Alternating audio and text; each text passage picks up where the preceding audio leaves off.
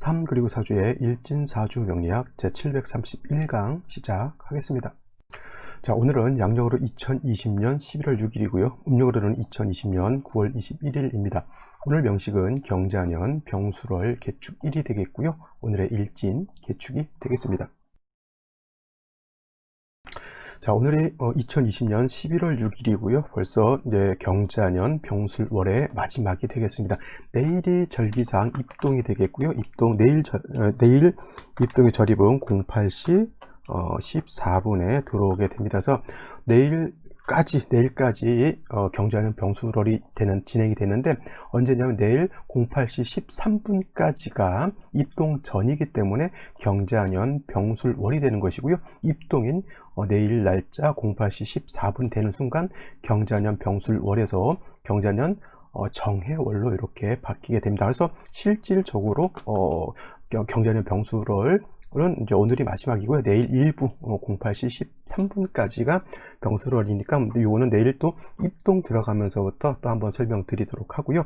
오늘은 경자년 병술월 개축 1에 대한 사주 명식을 살펴보도록 하겠습니다. 오늘 태어나는 아기가 바로 이러한 사주를 갖고 타게 나갔고요. 이제 생시가 여기 임자시부터 시작해서 개해시까지 이제 진행이 되는데, 어떤 생시를 얻는 것이 오늘 태어난다라고 하는 것은 뭐냐면 경자 병술 개축까지 이거는 고정되어 있다라고 하는 것이잖아요. 뭐 이유여지됐건 뭐 병원에서 날짜를 이렇게 잡았든 간에, 아니면 아기가 갑자기 뭐 양수를 터뜨리고 막 지금 당장 나오려고 한다든가 그런 경우가 있을 수가 있죠. 그래서 이 날짜는 고정이지만 그래도 이 생시는 어느 정도는 융통성 있게 우리가 선택을 할 여지가 있기 때문에 한 번 더 살펴보는 것이죠. 좀 안 좋은 생시를 얻는 것은 아무래도 사주를 믿든 안 믿든 간에 일단 사주는 100%의 그런 학문은 아니라 하더라도 큰 틀에서 한 60에서 한 7, 80%까지는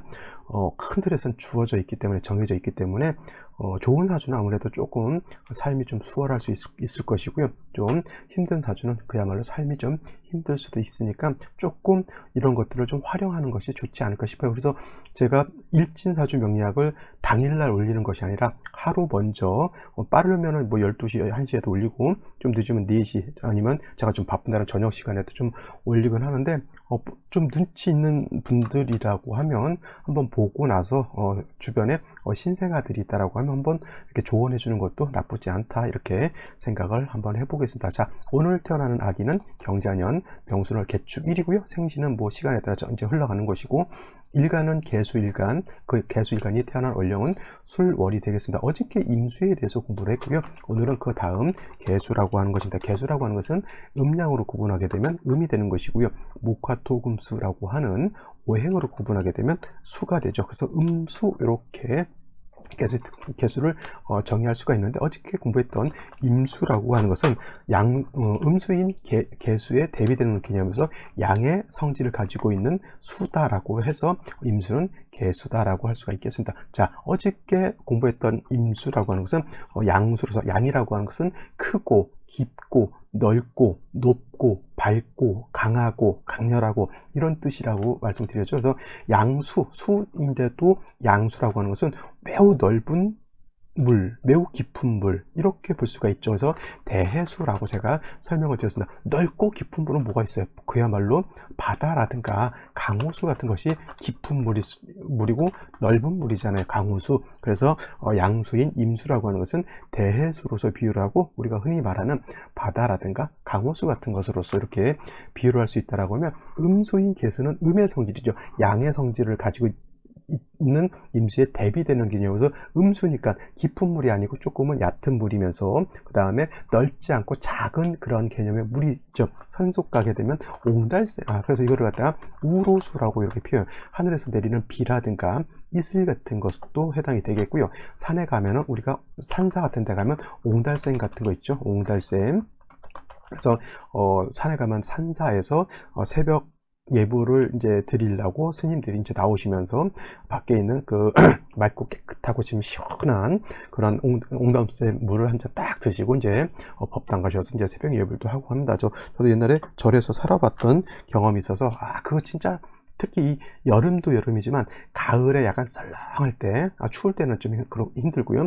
가을에 이제 지금같이 약간 기온이 딱 떨어져 있을 때 새벽에 나오면 오싹오싹 하거든요. 그때 저기 저 옹달샘 나오는데 거기 가가지고 냉수 한 잔 먹고 머리 세수 한번 하면 정신이 아주 그냥 바짝바짝 들죠. 그게 바로 개수라고 이렇게 보시면 되겠습니다. 뭐 옹달샘으로도 볼 수가 있겠고요. 또 제가 좋아하는 정화수 있죠. 정화수라고 하는 것은 뭐냐면 옛날에 우리 어머니라든가 할머니들이 하늘에 제사 지낼 때 쓰는 아주 맑고 깨끗한 그런 물이죠.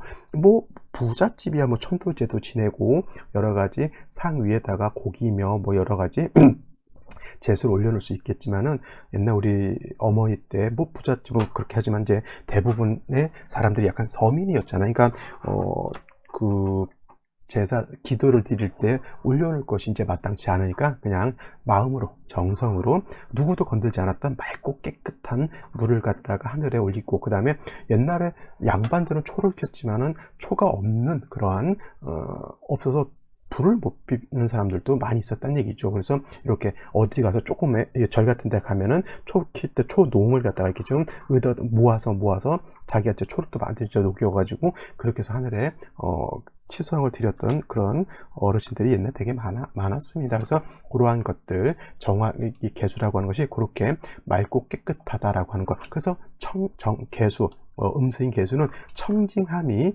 매우 중요하죠. 하늘에 제사를 지낼 때 정화수를 떠는데 물이 탁해요. 물이 색깔이 뿌옇고 그러면은 일단 정성이 안 들어간 것 같은 그런 느낌이 들죠. 개수는 이렇게 청징함을 아주 중요하게 여긴다. 청자는 맑을 청자에다가 맑을 징자, 이렇게 해서 맑다라고 하는 것을 굉장히 강조하고 있다라고 하는 것이죠. 그래서 개수라고 하는 것은 탁수가 되는 것 내지는 매몰이 되는 것을 아주 싫어합니다. 탁수가 된다는 것은 예를 들면 뭐 토기가 있다든가 아니면 여러 가지 부유물질이 있으면 색깔이 좀 탁해지죠. 여러분들 물을 마셔야 되는데 예를 들어서 편의점에서 물을 하나 샀는데 그 안에 조그만 색가루가 들어가 있거나 아니면 그 안에 이물질이 들어가 있으면 바로 반납하죠. 바로 그런 겁니다.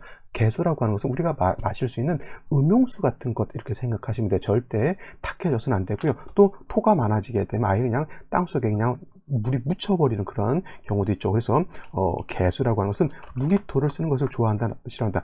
무기토 쓰는 것을 보는 것을 아주 좋아하지 않습니다. 왜냐하면 무토를 보게 되면 개수가 매몰이 되는 것이고요. 기토를 보게 되면 개수가 탁수가 된다라고 하는 겁니다. 경우에 따라서는 이 무토를 쓰는 경우는 가끔가다 있습니다. 이거는 특수한 경우죠. 그렇게 흔한 경우는 아니다 하더라도 무기토를 쓰는 것은 쓰는 것은 원칙적으로는 쓰지 않는 것이 원칙이지만 예외적으로 무토 같은 거는 가끔 쓰는 경우는 없지 않아 있습니다. 이거는 제가 그때 설명드리도록 하겠고요. 임수에 대해서 다시 한번 설명드리면 임수는 큰 바다이기 때문에 물론 이제 물이라고 하는 것은 바닷물도 강물도 호수도 그다음에 하늘에서 내리는 비도 물론 다 깨끗해야 되지만은 임수하고 개수하고 놓고 봤을 때는 임수에 비해서는 개수가 더 맑고 깨끗함을 더 예민하게 받아들인다라고 하는 것이고요. 임수 같은 경우는 큰 바다이기 때문에 개수의 특징은 어디에 있다고 말씀드렸죠? 네, 그렇죠. 청징함에 있다라고 말씀을 드렸는데 임수의 특징은 충분한다라고 하는 충분지성의 특징이 있어요. 충분지성이라고 하는 것은 어저께 강의 다시 한번 들어보시면 알겠지만 그냥 물이 가만히 있을 땐 잔잔하지만 이것이 예를 들어서 큰 비가 온다거나 뚝이 터진다라고 하면 물이 소용돌이를 치면서 탁 터뜨리고 확 나가게 되면 주변을 다 몰살을 시키게 됩니다. 그죠? 그것이 바로 충분한 성질이라고 말씀을 드렸습니다. 그래서 임수 같은 경우는 임수일간이 왕할 때는 무토를 임수는 쓴다라고 이렇게 볼 수가 있겠죠. 그래서 똑같은 수라 하더라도 임수인 양수와 개수인 음수가 어떻게 돼요? 용도가 다르다라고 하는 것이고 성격 성향도 다르다라고 하는 겁니다. 개수의 특징 청징함, 임수의 특징 충분한 성질이 있다. 이거 꼭 명심해 두시기 바라고요. 개수일간이 태어난 월령 술월에 대해서 알아보도록 하죠. 자, 술월이라고 하는 것은 이제 오늘이 마지막입니다. 오늘이 지나고 나면 이제 내년이 경제 신축년 또 술월이 돼야 또 개수 수월을 또 공부할 수가 있겠고, 다행히도 제가 올해 수월을 해놨고요. 작년 기해년 술월도 제가 미리가 아니죠. 그때 또 해놓은 강의가 있으니까 예를 들어서 개수 수월에 대해서 공부하고 싶다라고 하면 경자년 수월에 아마 개수가 3개가 들어갈 수 있을 겁니다. 그 다음에 기해년 수월에 개수가 또 3개가 있을 거니까 요 정도만 본다 하더라도 공부하는 데는 지장이 없을 것 같아요. 자, 그렇게 한번 찾아보시면서 공부를 한번 해보시고요. 술월이라고 하는 것은 신유술, 서방이라고 해서 서쪽을 나타낸다. 권역이 서쪽을 나타내죠. 예외적으로, 예외가 아니죠. 자, 신유술은 서방이지만 사오미는 남방이 되겠고요. 인묘진은 동방이 될 것이고 해자측은 북방이 됩니다. 그래서 인묘진 서방 금이라고 해서 오행은 금을 관장하는 것이고요. 그 다음에 사오미 남방 화는 화를 관장하고 인묘진 동방 목은 목을 관장을 하면서 그 다음에 마지막 해자축 북방 수는 수를 관장하다. 이렇게 해서 외우시면 좋을 거예요. 제가 이거는 별도로 써드릴게요. 인묘진 동방 목이라고 외우시고요. 그 다음에 사오미 남방 화가 되겠고요. 그 다음에 또 신유술 서방 금이 되겠고요. 그 다음에 마지막으로 해자축 북방이라고 하는 것은 북쪽을 뜻한다라고 하는 것이고, 북방 수 이렇게 하게 되면은 수를 관장한다, 이렇게 보시면 되겠습니다. 그래서 요거는 이런 식으로 외우시면 헷갈리지 않아요. 제가 그래서 항상 신유술 서방, 인묘진 동방, 사오미 남방, 그 다음에 해자축 북방 이렇게 하고, 인묘진은 목을 관장, 사오미는 화를 관장, 신유술은 금을 관장, 그 다음에 해자축은 수를 관장. 선생님, 토는 어디에 있을까요? 토는 서해 명리서에 뭐라고 그랬냐면 중앙에 거하면서, 거자는 산다라고 하는 뜻이죠. 거하면서 사우라고 하는 것은 내 귀퉁이를 말하죠. 사우에 기생한다. 우리 기생충이라고 하는 영화도 봤었습니다. 그래서 기생한다라고 하는 것은 원래 자기 자리는 아니지만 이어서 있어서 이렇게 산다라고 하는 그런 뜻입니다. 그래서 토를 중앙에 거한다라고 하는 것은 원래 가운데 또 이 토 중앙을 나라로 치면 중국을 뜻한다라고 이렇게 해요. 그래서 중국을 기점으로 해서 이제 나라들이 이렇게 펼쳐져 있는 걸로 뜻하는데, 중앙이라고 하는 것은 그런 개념이고요. 사우라고 하는 것은 우리가 흔히 말하는 진술, 축, 미를 뜻합니다. 그래서 인묘진의 진, 사오미의 미, 그 다음에 신유술의 금, 신유술의 술, 그 다음에 해자축의 축이 그 중간중간에 끼어 있으면서 그 중간에서 기세 끼어져서 산다라고 해서 토는 중앙에 거하면서 사후에 기상한다라고 이렇게 표현을 하는 겁니다. 그래서 요거는 이렇게 그냥 정리를 간단하게 해두시면 좋겠고요. 그래서 술월이라고 하는 것은 일단 신유술 서방에 해당이 되면서 금을 관장하기 때문에 신유술이라고 하는 것은 일단 금이 왕한 계절이다라고 기본적으로 알아두시는데, 술월만 놓고 봤을 때는 이 술월이라고 하는 개념은 뭐냐면, 아까도 말씀드렸지만은 아까 말했던 4개월이죠. 4개월은 진술, 축, 미, 월을 이렇게 뜻합니다. 그래서 이 4개월은 토가 왕한 토왕절이다라고 이렇게 보시면 되겠습니다. 그래서 개수라고 하는 것이 술월에 태어났을 때는 개수 입장에서 토라고 하는 것은 관성이 되겠고요. 그 다음에 음력으로 놓고 보게 되면 개수는 음수가 되겠고 술투는 양토가 됐기 때문에 정관이죠. 그래서 개수가 술월에 이렇게 태어나게 되면은 신약 살이 아니죠. 관왕한 그런 사주국세가 됩니다. 자, 어저께 공부한 것을 다시 한번 복습을 한번 해보겠습니다. 자, 오늘은 개수이지만 어제는 임수였습니다. 제가 임수를 말씀을 드릴 때 어떻게 말씀을 드렸냐면, 술월은 수의 뭐라고 그랬죠? 수의 관대지에 해당이 된다라고 말씀을 드렸습니다. 관대지. 그래서 신월은 수가 장생이고요. 유월은 수가 목욕지에 해당이 되고, 술월은 관대지면서 다음 달 해월로 넘어가게 되면 수가 임관지에 해당이 되기 때문에 수가 왕이지죠. 그러니까 임수가 술월에 태어났을 때 토가 왕하다 하더라도 임수가 약하지 않다는 얘기죠. 그래서 임수가 약하지 않은데 임수가 약하지 않은 것 이상으로 토가 왕하기 때문에 요거는 그래도 일간이 토를 감당할 수 있는 그런 여력이 있기 때문에 어저께 같은 경우는 간목을 먼저 써서 토를 갖다가 억제를 해서 식신제살하는 그런 사주국세를 취하여야 된다. 근데 간목 자체가 약하니까 해수라든가 자수 같은 것이 있어서 목을 갖다가 생주해 주게 되면은 목이 토를 억제하는 것이 더 원활해질 수 있다라고 이렇게 말씀을 드렸습니다. 그렇다고 하면 오늘 개수도 마찬가지로 술월의 개수 또한 포태법으로 관대지에 해당이 되죠. 이거 음포태 쓰시는 분들이 있는데 왕세로 볼 때는 음포태, 양포태 구분하지 마시고요. 그냥 일반론적인 포태법을 쓰시면 똑같습니다. 그래서 임수든 계수든 술월에 태어나게 되면 관대지이기 때문에 계수 자체도 일간이 약하지 않다라고 이렇게 보실 수가 있고, 그렇다라고 하면 똑같이 임수와 같이 간목을 써서 임수를 무토를 갖다가 제하는 용도로 이렇게 쓸 수 있다라고 이렇게 보실 수도 있겠지만, 계수는 어떻다? 임수하고 다르다. 임수는 양수이기 때문에 진기하고 강하고 좀 큰 물이라고 볼 수 있다라고 하면, 신금 같은 경우에는 그렇게 강한 물이 아니기 때문에 토가 작은 물이기 때문에 임수가 무토를 보는 개념하고 계수가 무토를 보는 개념은 달라요. 계수는 조그만 왕한 토를 보더라도 금방 탁수가 되거나 금방 매몰될 수 있다라고 하는 겁니다. 그래서 임수는 간목을 먼저 쓸 수 있지만 계수는 약해서 간목을 먼저 쓸 수가 없고요.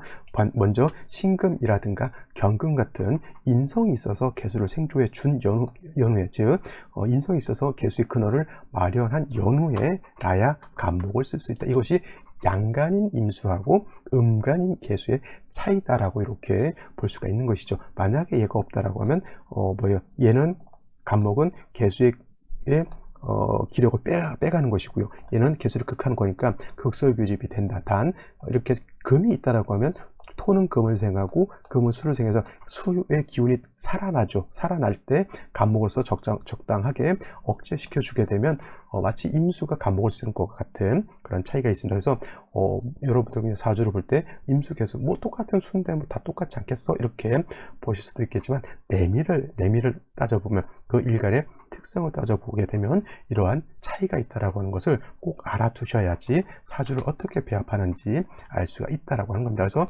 술월에 임수는 간목하고 비견겁제인 수를 취용할 수 있지만은 술월의 계수는 신금이나 경금인 인성을 먼저 취용하고 간목을 쓸 수 있다. 물론 이제 이 상태에서 뭐 수가 한 점 정도 있어도 나쁘지 않겠고요. 또 수보다는 화가 있다라고 하면 조우도 할 수 있다라고 하는 것이죠. 그래서 일단 가장 기본적으로 인성과 상관인 간목은 일단 갖춰주는 것이 술월의 계수의 핵심이다라고 이렇게 정리를 해볼 수가 있겠습니다. 자, 여기까지 설명드리고요. 오늘의 명식, 그 다음에 생시 알아보도록 하겠습니다. 자, 오늘의 명식은 음수인 계수가 술월에 태어난 사주 명식이 되겠고요. 격국이라고 하는 것을 놓고 보게 되면 음수인 계수가 술토, 양토를 받기 때문에 이거는 정관격이 되겠습니다. 정관격. 대체적으로 정관격인 사람들은 정확하고 정직하고 꼼꼼한 그런 사주, 대체적으로 엄친아 같은 같은 성격, 내지는 교과서 같은 성격인데, 계수가 술월에 태어나게 되면 성격이 좀 많이 예민해질 수가 있겠습니다. 왜냐하면 계수라고 하는 거 뭐라고 그랬습니까? 청징함, 맑고 깨끗함을 굉장히 좋아하는데, 원령 자체에서 왕토가 있기 때문에 내가 태어난 배경이 뭐예요? 나를 탁하게 만들거나 심하면 나를 매몰시켜 줄 수 있는 환경에 태어난 거니까 성격 자체가 매우 예민해질 수밖에 없겠죠. 임수 같은 경우는 신왕, 살왕 이렇게도 볼 수가 있겠지만, 계수는 술월에 태어나게 되면 신약, 살왕이라 관왕으로 이렇게 보시는 것이 더 맞습니다. 그래서 중요한 것은 일간이 어느 정도 세력이 있었을 때는 제사를 할 수 있지만, 일간이 세력이 없을 때는 제사를 하기가 힘들죠. 제살이 아니, 요거는 관성이라 하더라도, 제가 제살이라고 말씀을 드렸는데, 관성이라 하더라도 이것은 계수를 매몰시켜 버릴 수 있는 그런 위험함이 있는 것이기 때문에 마치 칠살과도 같이 이렇게 작용을 하는 겁니다. 그래서 아까도 말씀드렸던 것처럼 인성인 금이 있게 되면 이거는 갖다가 어떻게 돼요? 살인상생은 아니고 관인상생하는, 관성이 인성을 생하고 인성이 나를 생하는 그런 국세가 된다라고 해서 아까 말씀드렸던 경금이라든가 신금 같은 것이 있어서 이렇게 토생금 금생수 하게 되면 관인상승을 하게 되겠죠. 근데 토가 다시 많아지게 되면 이거는 오늘 같은 명식이 바로 그렇죠. 일지 밑에 축토라고 하는 것이 있습니다. 그러면 여러분들 이거를 갖다가 관사론잡으로 보시는 분들이 있습니다만, 이건 관사론잡으로 보지 마시고요. 이거는 정관이 있고 평관이 있고 그것도 뭐예요? 천간에 있는 것이 아니라 지지에 있을 때는 그냥 둘 다 싸잡아 가지고 요거는 갖다 한꺼번에 칠살로 논하는 것이 칠살 평간으로 늘어나는 것이 더 타당하다. 그래서 이거는 살중신경으로 국세가 사주가 신약 관항에서 바뀌었다라고 보시면 되겠습니다. 가장 중요한 것은 이렇게 관살이 많을 때는 나를 도와주는 글자가 있어야 되는데, 일간이 뿌리가 있으면 식신상관을 쓸 수 있겠지만 일간이 뿌리가 없을 때는 뭘 써야 된다? 식신상관보다는 인성을 쓰는 것이 더 필요하다라고 보실 수가 있겠습니다. 이렇게 되게 되면 축도 술도 경금한테는 축술이 인성이 되는 거고, 개수한테는 축술이 관살이 되는 것이죠. 이렇게 되면 경금 자체가 술과 축에 뿌리를 둘 수 있기 때문에 토생금하고 경금이 개수를 생각하니까 이거는 살중신경 내지는 신약 관항에서 살인 상생으로 이렇게 사주국세가 변한다라고 보시면 되겠습니다. 또 연지에 자수가 이렇게 있게 되면은 축토를 약간 윤습하는 것도 해당이 될 수가 있지만, 토중연 것, 개수가 약한 중에 자의 뿌리를 둘 수 있다라고 하는 것, 이것은 좋은 것인데, 이렇게만 놓고 봤을 때 뭐예요? 이거는 사주가 수월이 되게 한습하다, 춥다 그랬잖아요. 좀 있으면 오늘 지나게 되면 내일은 입동이기 때문에 바로 겨울이고요. 엊그저께 비가 살짝 내린 연후로 기온이 지금 크게 좀 툭 떨어졌습니다. 그래서 연세 드신 분들은 갑자기 기온차가 이렇게 뚝 떨어지게 되면 감기 같은 거 걸리실 수가 있으니까 매우 조심하셨으면 좋겠고요.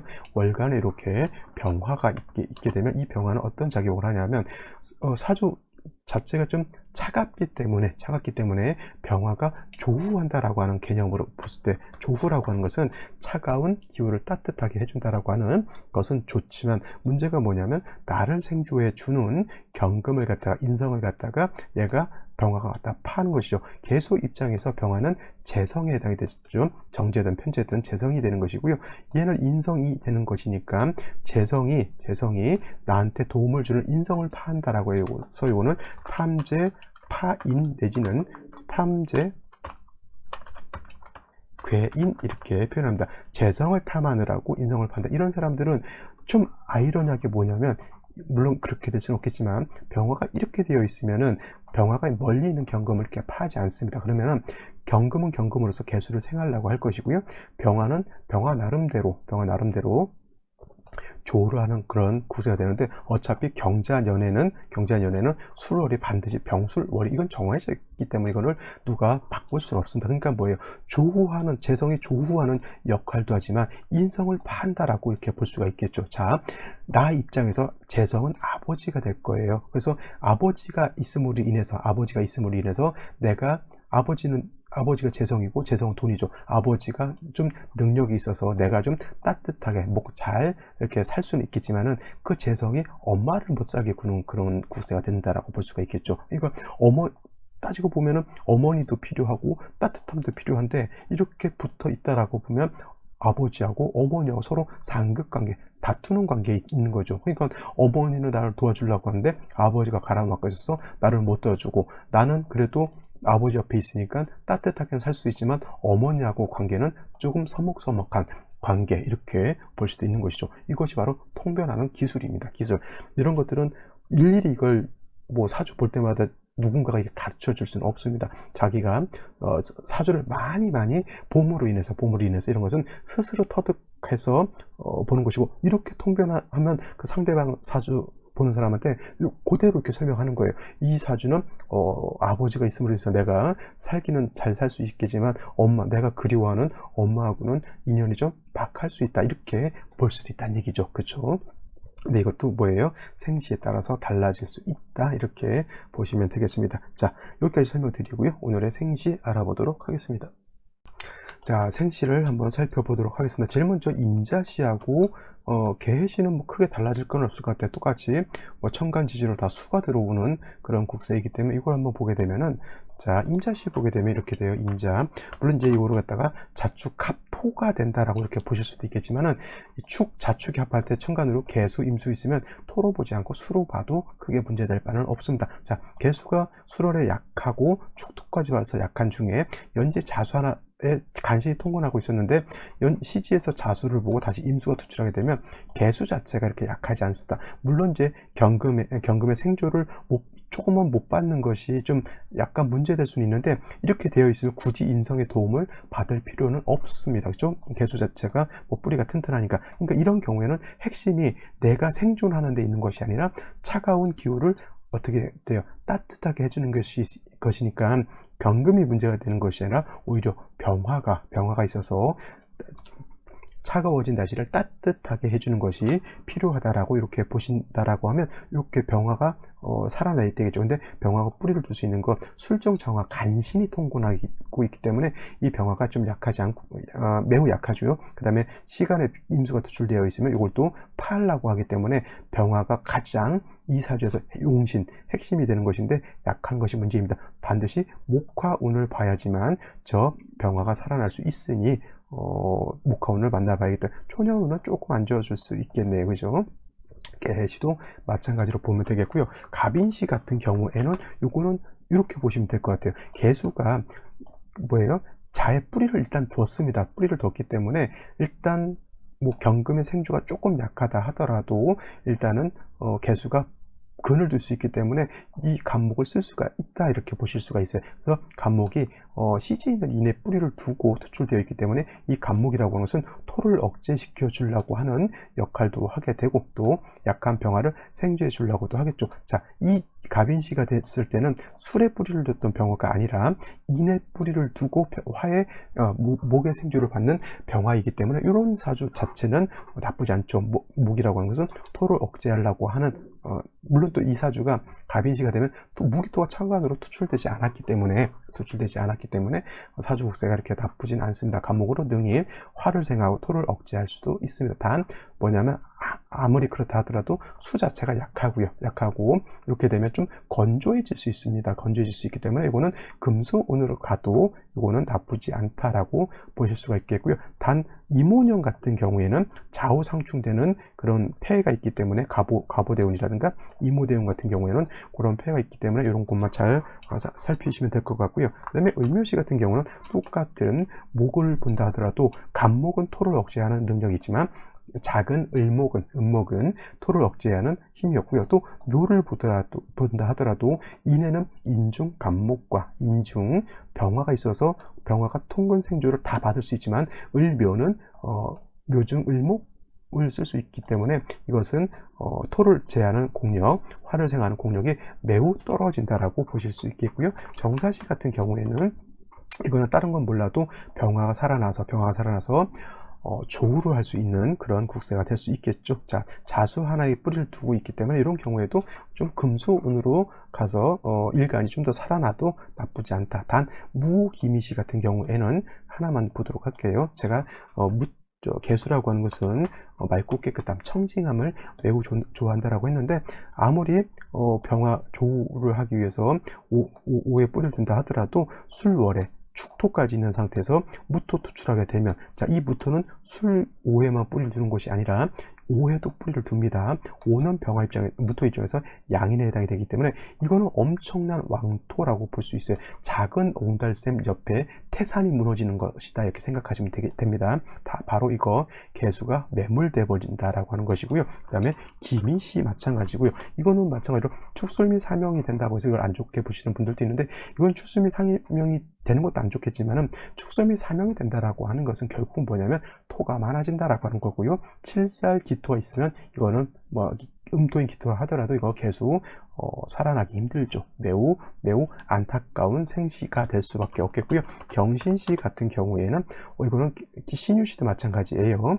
신유시 같은 경우는 이제 유축 해금까지 해서 인성이 이거는 오히려 너무 많아지기 때문에 이런 경우에도 반대로 화가 살아나야 된다. 그래서 오늘 같은 경우에는 생시에 따라서 임자 개해시 같은 경우는 수가 살아나야 되는 것이고요. 그 다음에 경신 신유시 같은 경우에는 금수가 많아지기 때문에 다시 반대로 화가 이것도 화가 살아나야 되지만, 갑인시라든가 정사시라든가 이런 경우에는 사주 자체가 화가 너무 왕해지기 때문에 반대로 금수운을 만나는 것이 필요하다, 이렇게 보실 수가 있겠습니다. 그래서 이거는 생시에 따라서 울로가 달리 가야 된다라고 하는 것입니다. 그래서 오늘은 여기까지 설명을 드리도록 하고요. 저는 내일 입동날 찾아뵙도록 하겠습니다. 감사합니다.